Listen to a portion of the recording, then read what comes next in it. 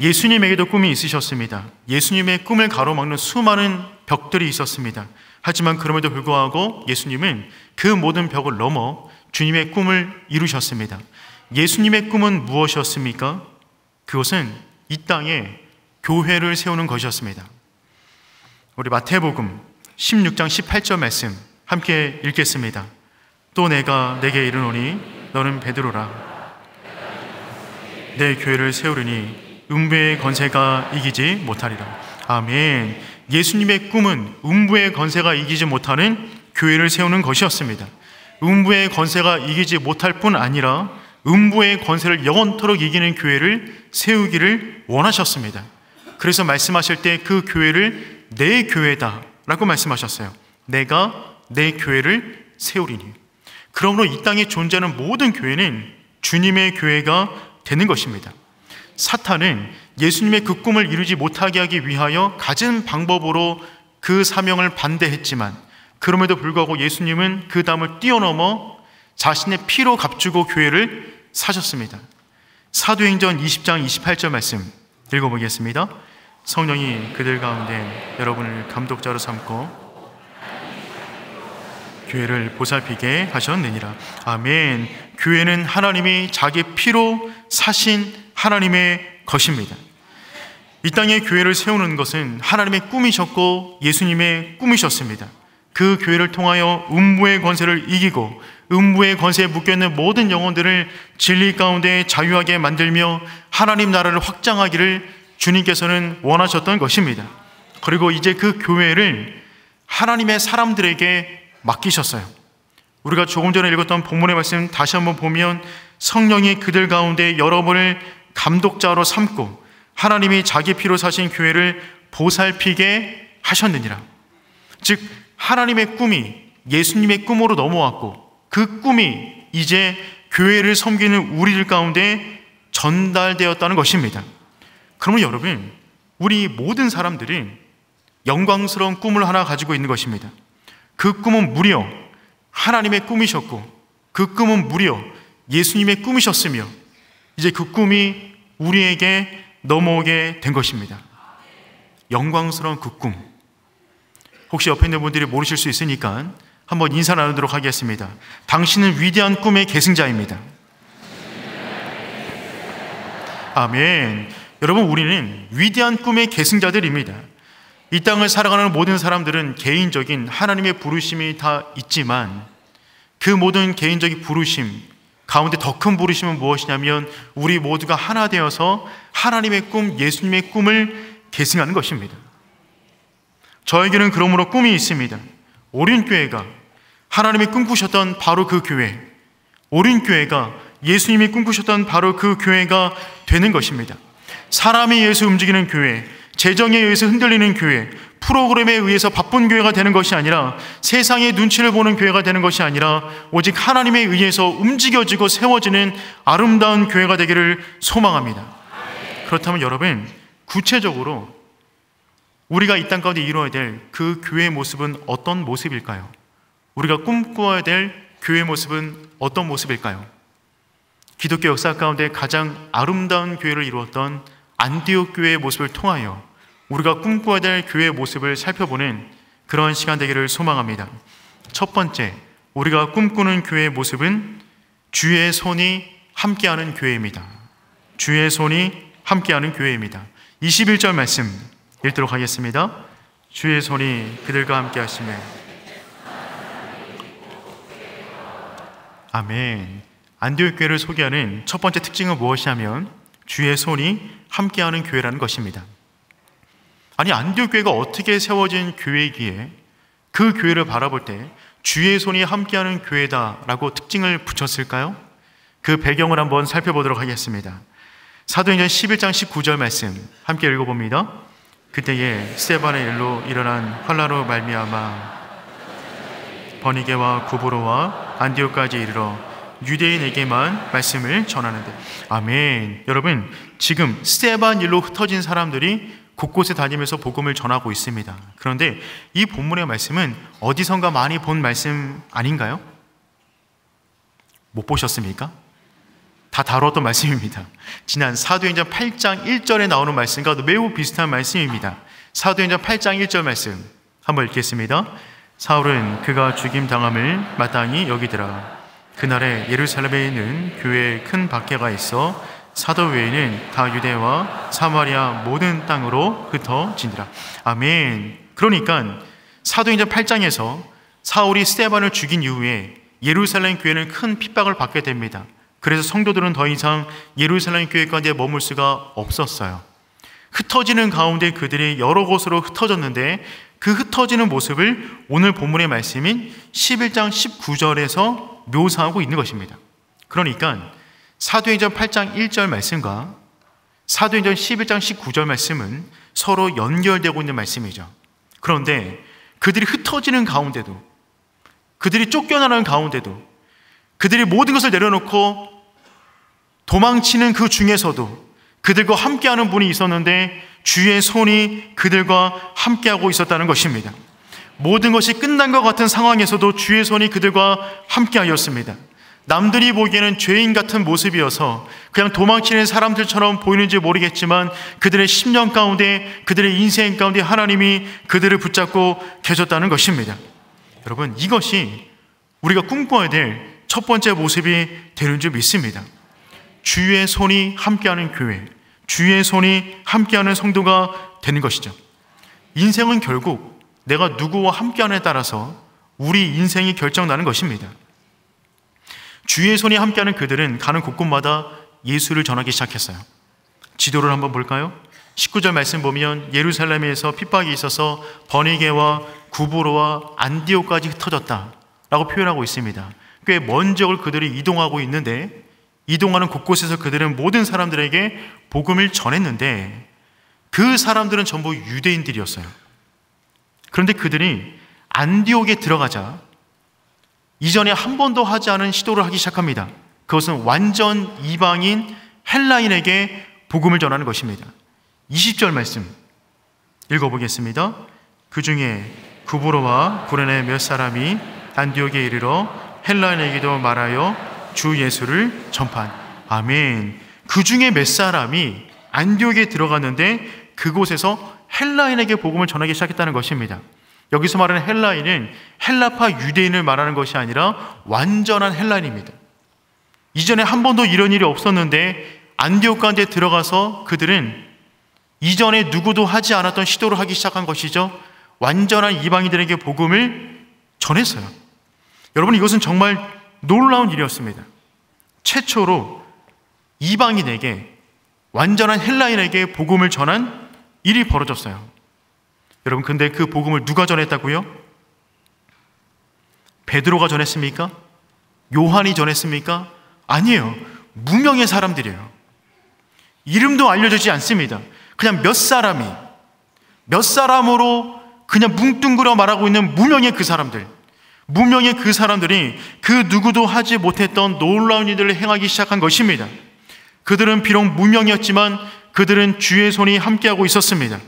주의 손이 함께했던 그들은 일상 가운데 하나님의 나라를 열망하며 만나는 모든 사람들에게 복음을 전하는 인생을 살았던 것이죠. 그 결과 기독교 역사 최초로 유대인과 헬라인이 함께 공동체를 만든 안디옥 교회를 만들었던 것입니다. 여러분, 우리는 다 알지 못하지만 무명의 성도들이 지금도 하나님의 나라를 위해서 쓰임받고 있는 줄 믿습니다. 주의 손이 함께하는 성도가 있는 곳이라면 안디옥 같은 도시도 하나님의 나라가 될 수 있다고 믿습니다. 그 화려한 안디옥 도시에 비하면 안디옥 교회의 모습은 굉장히 초라했습니다. 산 꼭대기에 동굴을 파고 교회를 만들었어요. 그들은 밑으로 내려올 수가 없었습니다. 로마 군사들이 잡으러 오면 빨리 피해야 되기 때문에 그 동굴에 비밀 통로를 만들어서 어디서 끝날지도 모를 그 골 속에서 그들은 하나님의 나라의 공동체를 만들고 있었다는 것입니다. 세상의 기준으로 볼 때는 굉장히 초라한 사람들처럼 보였습니다. 하지만 그들은 그 동굴 속에서 주의 손과 함께하고 있었습니다. 이들은 그 좁은 동굴 안에서 세계 선교를 향한 위대한 꿈을 품고 있었어요. 땅끝까지 이르러 내 증인이 되리라. 말씀하신 그 말씀을 어떻게 이룰 것인가 기도하고 전략을 짜고 도전한 교회가 안디옥 교회였습니다. 두 번째, 우리가 꿈꾸는 교회는 어떤 교회냐면 그리스도인으로서 정체성이 분명한 교회입니다. 한마디로 말하면 리얼 크리스천, 그분들이 가득한 교회가 되기를 소망합니다.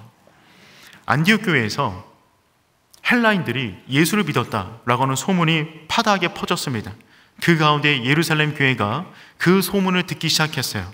그래서 예루살렘 교회는 그 소문의 진상을 파악하기 위해서 믿을 만한 사람을 안디옥 교회에게 파송합니다. 그 사람은 누구입니까? 바나바입니다. 22절 말씀 읽어볼까요?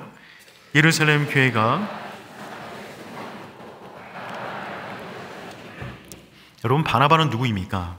바나바는 구브로 사람입니다. 이 사람 역시 헬라 문화권 속에서 자란 사람이에요. 그러니까 헬라 문화권에 있는 교회를 이해하기 가장 적합한 인물이 바나바였습니다.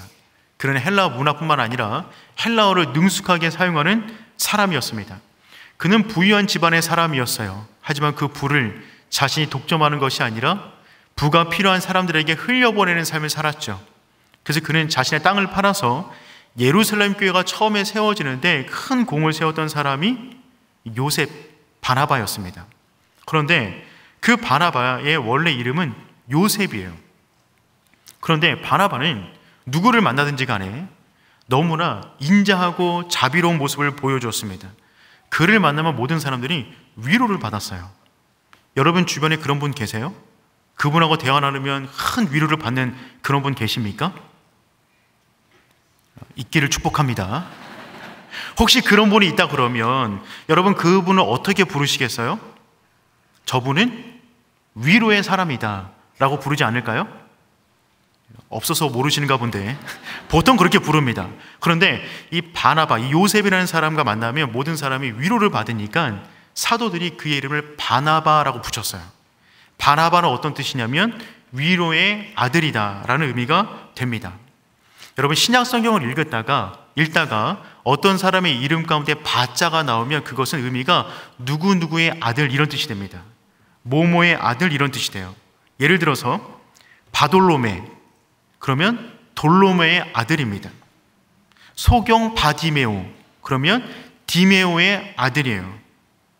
바요나 시몬, 베드로의 이름이죠. 바요나 시몬, 그것은 요나의 아들 시몬입니다.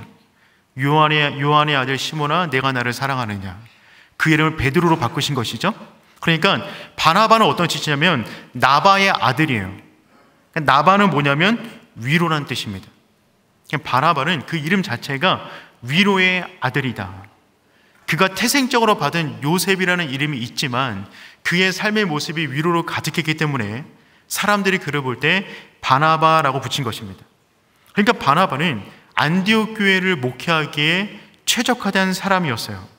그는 구브로 섬 출신이고 헬라 문화와 헬라 언어를 잘 사용하고 예루살렘 교회의 모든 과정을 지켜본 사람이며 그는 위로의 사람이었습니다. 그만한 적임자가 없었죠. 그래서 그가 안디옥 교회에 도착하자마자 안디옥 교회는 바나바를 통해서 빠르게 급성장하기 시작합니다. 24절 말씀 읽어보겠습니다. 바나바는 착한 사람이요 성령과 믿음이 충만한 사람이라. 아멘. 이에 큰 무리가 주께 더하여 지더라. 바나바의 권면을 들은 안디옥 교회는 정말 더 크게 부흥했습니다. 여기서 더해지다라고는 표현은 사도행전 가운데 기록되어져 있는 교회의 성장을 의미하는 전문 용어입니다. 교회가 정말 더해졌어요. 무명의 사람들이 복음을 전할 때는 수많은 사람들이 믿고 돌아왔는데 성령 충만한 바나바가 전파하자 그 가운데 큰 무리가 주께 더해지는 일이 벌어졌습니다. 교회가 급성장하게 되자 더 이상 바나바는 혼자 안디옥 교회를 목회하기 힘든 상황이 벌어졌습니다. 그래서 그 부흥의 속도에 맞춰서 교회의 변화를 줄 필요성을 느끼게 된 것이죠. 여러분, 교회가 부흥할 때는 그 부흥을 담아낼 만한 변화를 반드시 시도해야만 합니다. 우리는 부흥의 파도를 일으킬 수는 없지만 하나님께서 부흥의 파도를 일으키실 때는 반드시 파도를 탈 줄 알아야 되는 것이죠. 이때 바나바가 생각해낸 인물이 누구냐면 사울이었어요. 잊혀졌던 사울. 그를 떠올리게 됩니다. 여러분, 사울은 사도행전 9장까지 유대교의 미래였습니다. 그는 유대교를 책임질 다음 세대의 리더였어요. 그는 로마 시민권을 가지고 태어날 때부터 금수저였습니다. 그는 머리가 좋았어요. 가말리엘 문화 안에서 모든 학문을 익히기 시작합니다. 그런 그가 열정도 탁월했습니다. 그의 열정을 말릴 사람이 없었습니다. 그는 태생적으로 좋은 집안이었고 머리가 좋았고 그는 열정으로 가득한 인물이었어요. 그는 한마디로 유대교의 미래였습니다. 그런 그가 다메섹을 통과하는 가운데 예수님께 사로잡히게 됩니다. 그 이후로 사울의 인생 가운데 주의 손이 함께하게 됩니다. 하지만 사울이 너무나 유명했던 인물이기 때문에 그가 개교했다, 그가 기독교를 믿었다 라고는 소문은 났지만 사람들이 그를 온전히 믿지 못했습니다. 뭔가 저 똑똑한 사람이 계략이 있어서 뭔가 우리 잡으려고 수를 쓰고 있구만, 이렇게 생각을 했던 것이죠. 그래서 사람들이 사울을 받아주지 않아서 사울은 아라비아 광야에서 3년간 광야의 모래바람을 맞으며 숙성되는 시간을 갖습니다. 무려 3년의 시간이었습니다. 그때 바나바가 사울을 찾아가요. 그리고 사울을 데려다가 예루살렘 교회로 소개시켜주고 베드로와의 만남을 주선해 줍니다. 눈빛을 보니까 처음 듣는 이야기라고 들으시는 것 같은데 우리가 다 나눴던 이야기예요. 그런데 그때의 만남을 잠시 뒤로 하고 또 예루살렘 교회 가운데 어려운 일이 벌어져서 그의 고향인 다소로 도망치게 됩니다. 다소로 도망을 쳐서 그 내용이 사도행전 9장인데 오늘 11장 내용은 10년이 지난 상황입니다. 그러니까 지금 사울은 다시금 자신의 고향인 다소로 가서 10년간 무명의 시간을 보내고 있었던 중이었어요. 기독교 공동체는 그가 누구인지 이름도 까마득히 잃어버렸을 것입니다. 그는 잊혀진 사람이었습니다. 어떻게 살아가는지도 몰라요.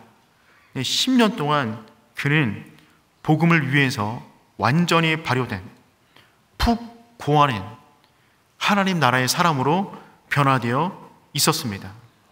그 순간에 바나바가 다소로 가서 사울을 찾아냅니다.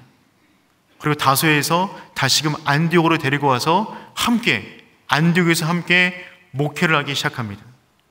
10년간의 준비를 마친 이후에 하나님께서 역사의 무대에 올려놓았더니만 그들을 통하여 놀라운 일이 안디옥 가운데 벌어지게 된 것이죠. 26절 말씀 읽어보도록 하겠습니다.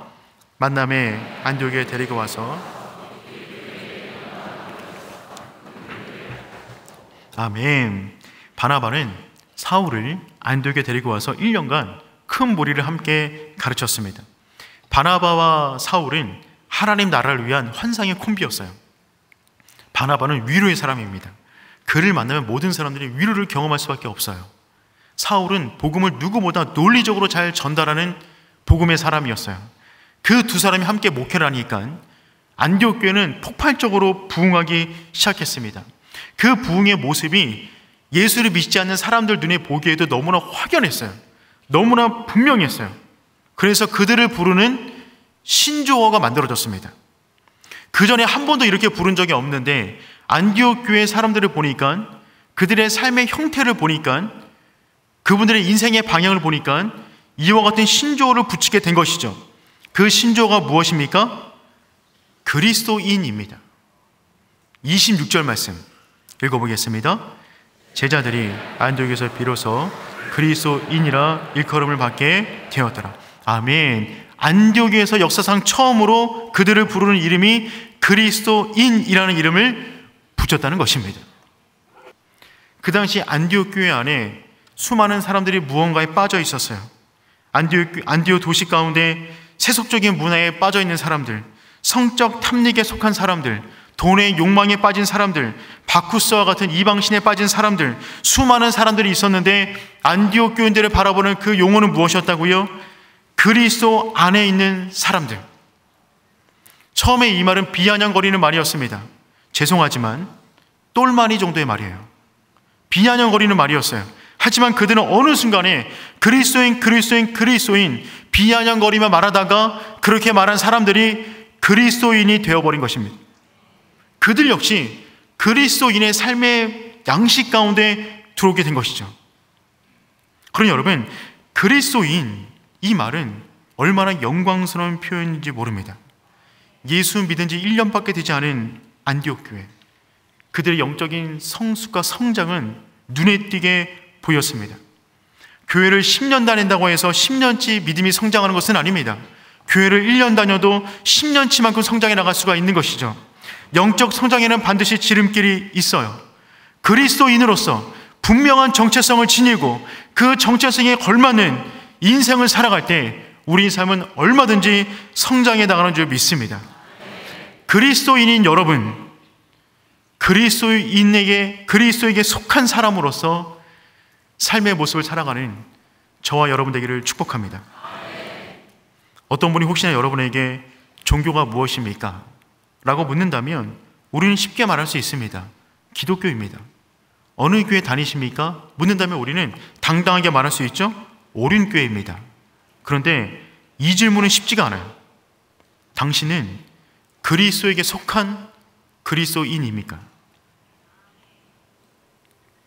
거대하고 화려한 도시, 술과 섹스와 광기 어린 살인 경기가 난무했던 도시, 그 속에서도 주의 손이 함께하여 신앙을 지키기 위하여 산 꼭대기로 올라가 굴을 파고 그 안에서 예배하며 주님께서 주신 마지막 명령, 땅끝까지 이르러 내 증인이 되리라, 그 말씀을 어떻게 이룰 것인가에 대한 열망을 가지고 함께 기도하며 전략을 짜며 세계 선교를 위해서 귀하게 쓰임받았던 그들을 불렀던 그 이름, 그리스도인. 당신도 그들과 같은 그리스도인입니까? 라고 묻는다면 그때부터 우리는 고민할 수밖에 없는 것이죠. 그것은 단순히 종교가 무엇입니까? 라고 하는 질문과는 다른 질문이기 때문에 그렇습니다. 그 호칭이 우리의 또 다른 이름이 된 줄 믿습니다. 여러분, 그 정체성이 명확하셔야 됩니다. 호칭이 바뀌면, 부르는 명칭이 바뀌면 인생이 바뀌는 것입니다. 그리스도인이란 그리스도를 삶의 중심에 모셔놓고 인생을 재설정한 사람들을 부르는 명칭입니다. 이전까지, 이 말이 나오기 전까지 수많은 성도들이 있었어요. 히브리파 유대인, 헬라파 유대인, 사마리파 신자, 고넬료와 같은 이방인 신자들 있었지만 그리스도인이란 말이 나온 이후부터는 모든 사람을 그 이유로 전부 다 그리스도인이라고 부릅니다. 우리 역시 그 거룩한 이름을 갖게 된 존재죠. 그러니 여러분, 우리가 꿈꿔야 될 두 번째 교회, 그것은 그리스도인으로서 정체성이 분명한 교회를 만드는 것입니다. 리얼 크리스천, 그 사람이 저와 여러분이 되는 것입니다. 여러분, 우리는 그리스도인이라는 그 이름을 지니고 살아가는 하나님의 손이 함께하는 하나님의 사람들입니다. 그 이름에 걸맞는 인생을 사시길 축복합니다. 그 정체성이 분명하셔야 돼요. 우리는 세상에 속한 사람들 아닙니다. 우리를 볼 때 마치 바나바를 볼 때 위로의 아들이라는 이름을 붙였듯이 우리를 바라볼 때 저들은 그리스도에게 속한 사람이다 라고 하는 그 분명한 정체성, 그 분명한 말을 들을 수 있는 우리의 모든 성도 되기를 축복합니다. 우리는 이와 같은 교회를 꿈꿉니다. 첫 번째, 주의 손이 함께하는 교회입니다. 다른 것은 부족한다 할지라도 주의 손이 함께하여 주의 손에 의해서 이끌림받는 복된 교회 되기를 소망합니다. 두 번째, 우리는 그리스도인으로서 정체성이 분명하기를 소망합니다. 진짜 크리스천이 되는 것입니다. 우리를 볼 때 그리스도가 함께 보여지는, 그리스도의 영광을 위해서 쓰임받는 우리의 모든 성도 되기를 축복합니다.